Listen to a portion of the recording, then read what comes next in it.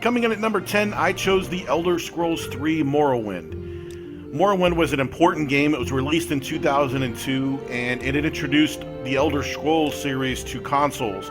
And it was an important game at a time when the open world game genre was still growing and gathering its feet. Morrowind came in and nailed it, and they did a great job. The world was much more polished and detailed. It was handmade as opposed to procedurally driven or created.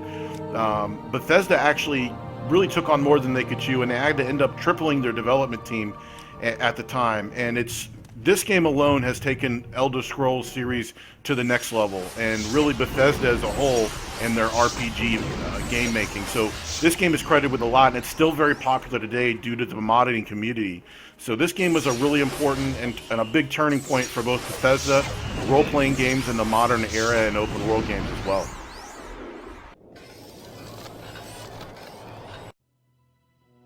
Coming in at number 9, I chose Dragon Age Origins. And look, I know I'm going to get some flack for some of these games on here, but guess what? This is my top 10 list, so deal with it. So BioWare brought this game to life in 2009. It was an amazing game and still is.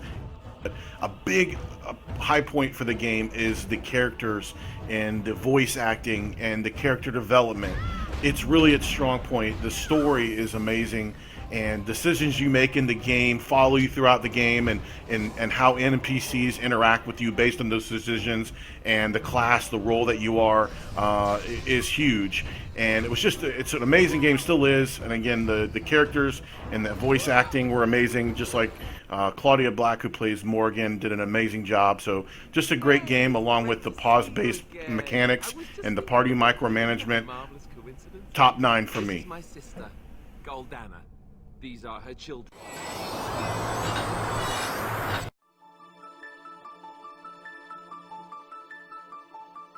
Coming in at number 8, I chose Chrono Trigger. And look, Chrono Trigger could probably be number 1, but it's everybody's number 1, so I made it number 8.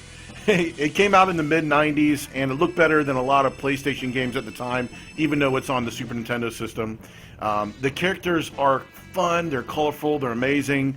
It introduced a lot of firsts, such as New Game Plus and multiple endings. That was very new in its time and ahead of its time.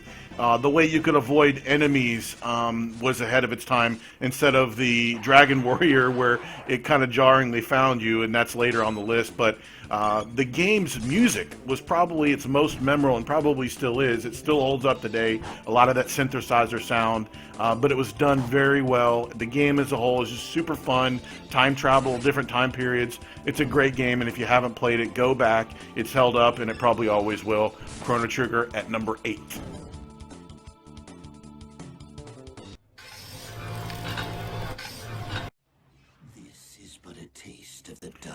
Coming in at number 7, I chose Star Wars Knights of the Old Republic. It's a fantastic game. It was released right around the time that Morrowind was released in 2002, 2003, and it was a great game, and along with Morrowind, helped to propel the popularity of Western RPGs on consoles. This was originally released on Xbox. It's a fantastic game. It has a great story, great characters, great voice acting. I'm sure playing it now, the graphics are dated, but you can have a lot of fun playing it right now.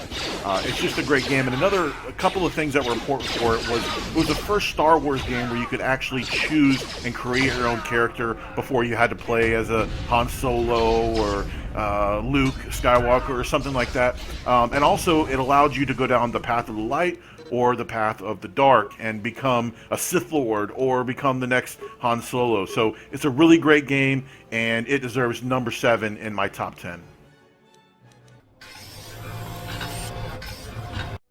Coming in at number 6, I chose Fallout New Vegas. Fallout New Vegas is, in my opinion, the best Fallout game to date, and it certainly propelled the Fallout franchise, to new heights. It was sort of a spin-off from the Fallout series after Fallout 3, but it had a lot of the same elements. Obviously, it was still in the Fallout world. Yeah, it was just based in a new western area out in the Las Vegas type area, and it was the first of the series to introduce a hardcore survival mode. The game refined the shooting and expanded customization options, and it had a really deep story with great voice acting, of course. It had great DLC that came out after that really helped bolster the game. It was really one of the first Fallout games where your intelligence level actually showed up when interacting with other NPCs, which was cool. It's just a fun game. The music is insanely awesome too. Sometimes I remember just listening to the music as it was playing in the background. Stars of the Midnight Ranges.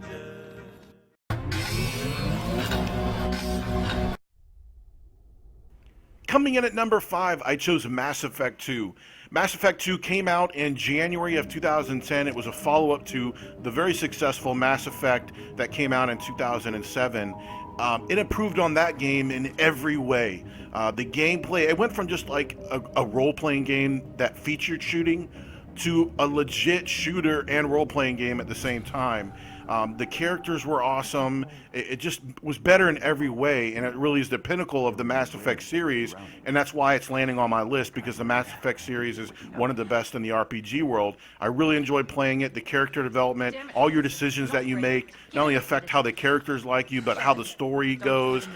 There's so many different endings, and there's a huge ending surprise, and it was done really well. It didn't leave you figuring out what the hell's going on like Andromeda did. It's a great game, and it belongs in the top 10, and it lands at number 5 on my RPG all-time list.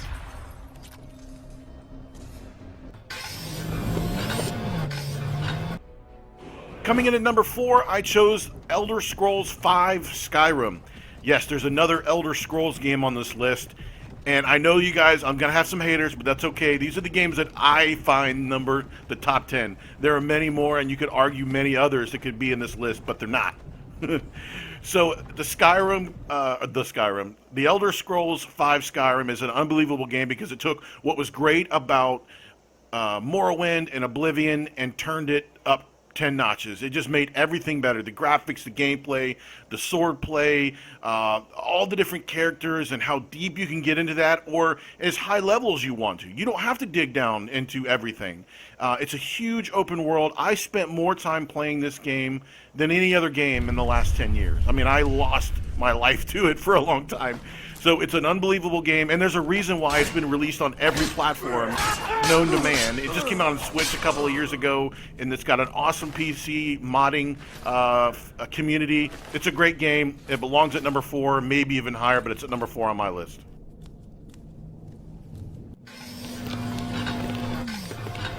At number 3, I chose Final Fantasy VII. Yes, there's a lot of Final Fantasies that I could have chosen, and maybe even 6. But 7 is my choice. It came out in January of 1997, and it's an unbelievable game.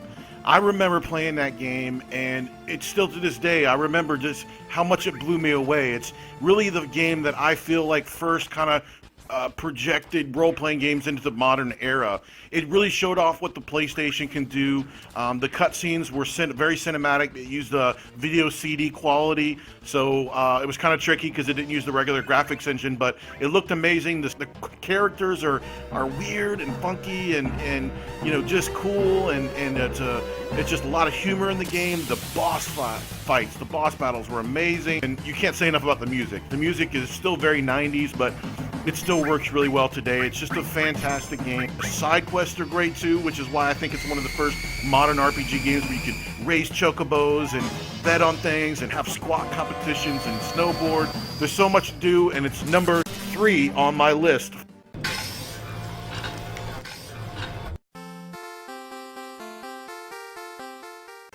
Coming in at number 2, I chose Dragon Warrior 1, also known as Dragon Quest 1.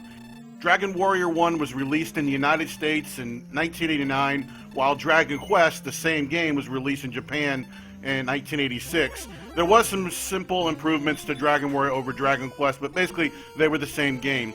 And yes, I'm probably getting a little nostalgic picking this. Well, I'm getting very nostalgic picking this because it probably doesn't deserve to be this high on the list, but for my list it is, because it decided for me what games I liked the best early on. I mean, I was very young when I was playing this game, and I would spend days playing it. I had a good buddy that liked to play as well, and we loved the game. We would always get our Nintendo Power magazine and get all the tricks and tips, and It's a very simple game. It only allows for one party. Dragon Warrior 2 or Dragon Quest 2 added a lot of improvements, bigger parties and a ship and stuff, but this game is so simple yet so fun. The music goes okay. It was great at the time, but it's just a really great game, and for me, set the tone for how I like to play role-playing games and turn-based role-based role-playing games. And also, the biggest thing for me is also for this list is that it was a foundation for the entire Dragon Quest series, which is huge and still going strong. So that's why I chose Dragon Warrior 1 or Dragon Quest 1 for my number 2.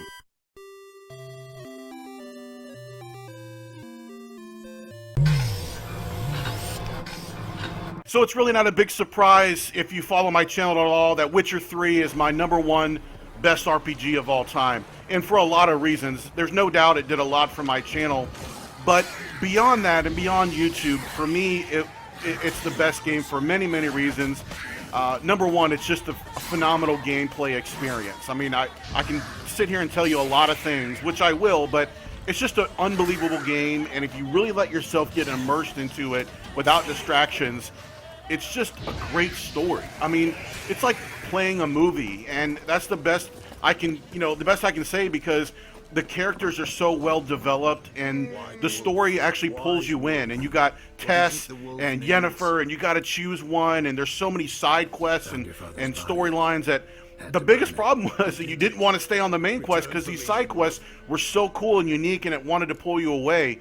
The game is ginormous. It's huge. It's 15 square miles, but it's not so big where it's barren. I mean, the whole world is just teeming with life, and the DLCs that came after, the 2 DLCs, were awesome, and that really helped it as well. It propelled CD Projekt Red to the next level, the Witcher series to the next level, and it comes in as my number 1 all-time role-playing game. Thanks for watching, guys. This is What's My Game. See ya! Stars